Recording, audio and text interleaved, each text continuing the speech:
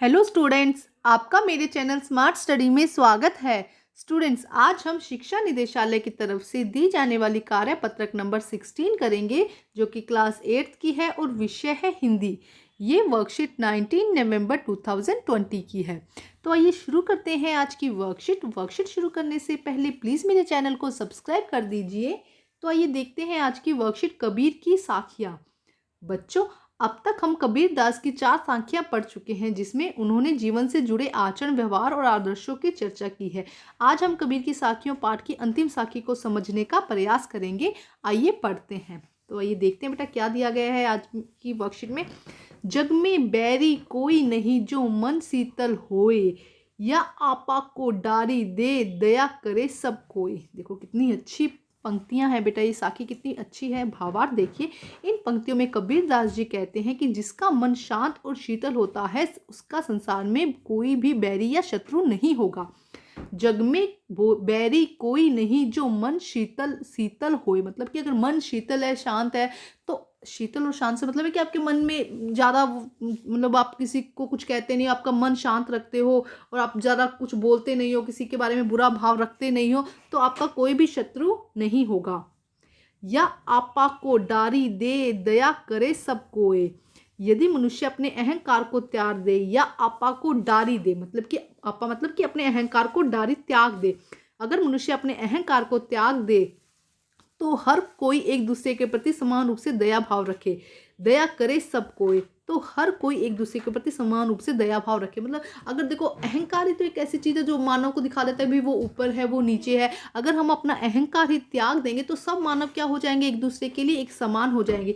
इसीलिए मनुष्य को संसार में अहंकार और स्वार्थ की जगह मित्रता और दया भाव फैलानी चाहिए। तो मनुष्य को क्या करना चाहिए, हमें एक दूसरे के साथ मित्रता पूर्वक व्यवहार रखना चाहिए, दोस्ती रखनी चाहिए, ना कि हमें एक दूसरे के साथ लड़ाई करनी चाहिए। हमें दया भाव रखनी चाहिए। अगर किसी को कुछ दिक्कत है, कुछ प्रॉब्लम है, तो हमें उसके लिए हमेशा हेल्पफुल रहना चाहिए। ठीक है, तो देखो कितनी प्यारी पंक्तियां हैं इसके अंदर। जग में बैरी कोई नहीं जो मन शीतल होए, या आपा को डारी दे दया करे सब कोई। तो बहुत अच्छी पंक्तियां हैं बच्चे ये। तो आगे देखिए, ऊपर दी गई साखी और इसके भावार्थ को समझकर निम्नलिखित प्रश्नों के उत्तर लिखिए। तो आइए देखते हैं। प्रस्तुत पंक्तियों के अनुसार मनुष्य किस प्रकार के मनुष्य को अपने बैरी या शत्रु बना लेता है। किस प्रकार, जब वो अहंकार करने लग जाता है तब वो क्या करता है, अपने जो दूसरे मनुष्य हैं उनको अपने खिलाफ क्या कर लेता है, अपना शत्रु बना लेता है। तो आइए करते हैं इसका आंसर हम। तो आइए करते हैं आंसर नंबर 1। प्रस्तुत पंक्तियों में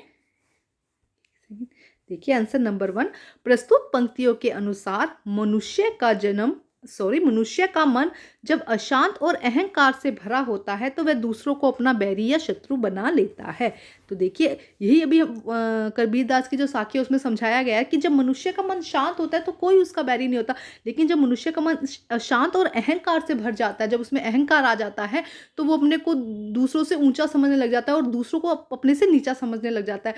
तभी दूसरों के लिए क्या भावना आ जाती है, दूसरों के मन में शत्रुता की भावना आ जाती है। प्रस्तुत पंक्तियों के अनुसार मनुष्य का मन जब अशांत और अहंकार से भरा होता है तब वह दूसरों को अपना बैरी या शत्रु बना लेता है। अब हम करते हैं प्रश्न नंबर 2। देखिए क्वेश्चन नंबर 2, दया भाव से आप क्या समझते हैं। देखो, दया भाव से बेटा, दया भाव का मतलब है कि संसार में अहंकार को त्याग कर स्वार्थ की जगह मित्रता रखना, एक दूसरे के लिए हेल्पफुल रहना। कि हाँ भाई देखो, जब आप में अहंकार आ जाएगा तो आप दूसरों के लिए अच्छा नहीं सोचोगे, आपको सिर्फ अपने ही लिए ही अच्छा चाहिए होगा। तो अहंकार का मतलब है, अहंकार को त्याग कर जब दूसरों के लिए अच्छी भावना आए, दूसरों की हेल्प की भावना आए, तो वही दया भाव है। ठीक है, तो आइए करते हैं इसका आंसर। दया भाव से आप क्या समझते हैं।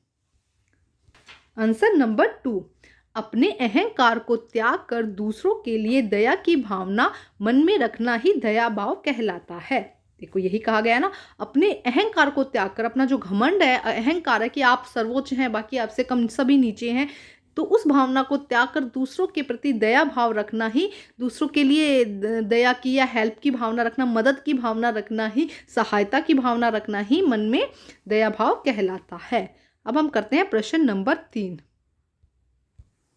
प्रश्न नंबर 3, हम साखी से इस साखी से हमें क्या सीख मिलती है बेटा? देखो, इस साखी से सबसे अच्छी सीख ये मिली है कि हमें क्या करना है, अपना अहंकार जो है उसको त्यागना है।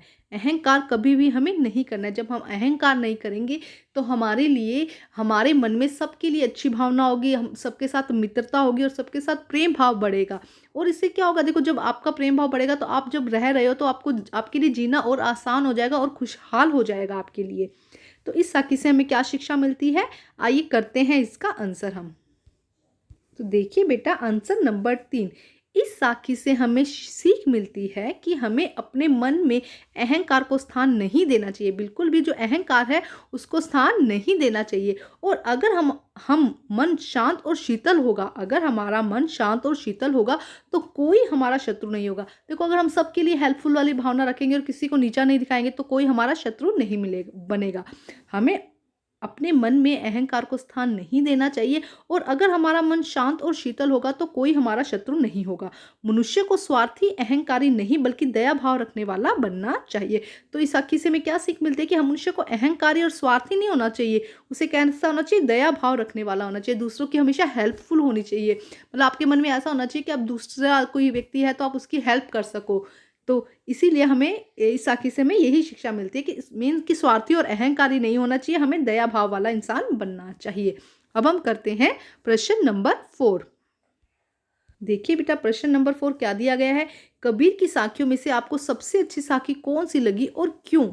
तो देखो बेटा, सबसे अच्छी साखी तो मुझे तो ये लगी है। देखो, जग में बैरी कोई नहीं जो मन शीतल होए, या आपा को डारी दे दया करे सब कोई। तो यही साखी आप लिख दीजिएगा। और इसका अच्छी क्यों लगे, क्योंकि इसका भावार्थ ही बहुत अच्छा है कि हमें अहंकार को त्यागना चाहिए और हमें हमारे मन में शांत रखना चाहिए, जिससे कि क्या हो, कोई हमारा शत्रु ना हो, सबके लिए हमें हमेशा हेल्पफुल होना चाहिए। तो यही हमारी मतलब साखी का मतलब ही यही है कि इसीलिए हमें अच्छी लगी। आपको जो अच्छी लगी हो 4-5 साखियों में से जो हमने पिछली वर्कशीट में भी करी है, उनमें से अगर जो भी आपको अच्छी लगी हो तो आप उनमें से कोई भी यहाँ पर लिख सकते हैं। और क्यों अच्छी लगी है, क्या उसका मीनिंग था, उससे उसका मीनिंग यहाँ पर आप लिख सकते हैं। तो मुझे तो यही बेटा अच्छी लगी है, मैंने यही, मेरा जो 5th का आंसर हो जाएगा यही हो जाएगा। और अच्छी क्यों लगी है, क्योंकि इसके अंदर कहा गया है कि मनुष्य अपना अहंकार त्याग दे तो उसके प्रति समान रूप से दया भाव रखे, ये समझाया गया है इस साखी के अंदर। इसीलिए ये वर्कशीट जो है वो मुझे अच्छी लगी है। ठीक है, तो बेटा आज की जो वर्कशीट है वो कंप्लीट होती है। बेटा, वर्कशीट कंप्लीट करने के साथ साथ आप इन सब चैप्टर्स को साथ साथ में याद करते रहिए, अपनी वर्कशीट को साथ साथ में याद करते रहिए, क्योंकि बहुत जल्द आपके एग्जाम आने वाले हैं। तो उन एग्जाम की प्रिपरेशन भी आप लोग करते रहिए। ठीक है स्टूडेंट, तो बेटा आज की जो वर्कशीट है वो कंप्लीट होती है। वर्कशीट कंप्लीट करके अपने टीचर से चेक कराइए। और बेटा इसके अंदर जो मीनिंग्स दिए गए हैं, जो शब्दार्थ दिए गए, जब आप वर्कशीट करें तो इस पैराग्राफ को भी आप, जो ये साखी दी गई है इसके भावार्थ को भी आप लिखते जाइएगा। उससे क्या होगा कि एग्जाम में कई बार सिर्फ ये आ जाता है कि इसको समझाइए, इसको भावार्थ को समझाइए। तो आपको ये काम भी करना है अपनी वर्कशीट में। सिर्फ यहाँ पे सिर्फ क्वेश्चन आंसर नहीं करने हैं, जितनी भी साखी दी गई है उन साखी को चाहे तो आप इस तरह से लिख के, जग और यहाँ से कोई, क्योंकि नोटबुक तो है ना, बुक है आपके पास में, इस तरह से लिखकर आप इसका भावार्थ जरूर अपनी नोटबुक में लिखिएगा। क्योंकि कई बार एग्जाम में भावार्थ पूछ लिया जाता है, तो आपने अगर लिखा होगा तो आपको आसान रहेगा ना। वर्कशीट आप बार बार कहाँ ढूंढेंगे, अपनी जो नोटबुक है उसमें आप आंसर कर लेंगे तो आपको बार बार में ईजी हो जाएगा। तो इनके भावार्थ भी आप अपनी नोटबुक में, जो 5 साखियाँ हैं इनके भावार्थ भी आप ज़रूर लिखेंगे। तो बेटा आज की जो वर्कशीट है वो कंप्लीट होती है। वर्कशीट कंप्लीट करके अपने टीचर से चेक कराइए और प्लीज़ मेरे चैनल को लाइक कीजिए, सब्सक्राइब कीजिए और शेयर कीजिए। Thank you students.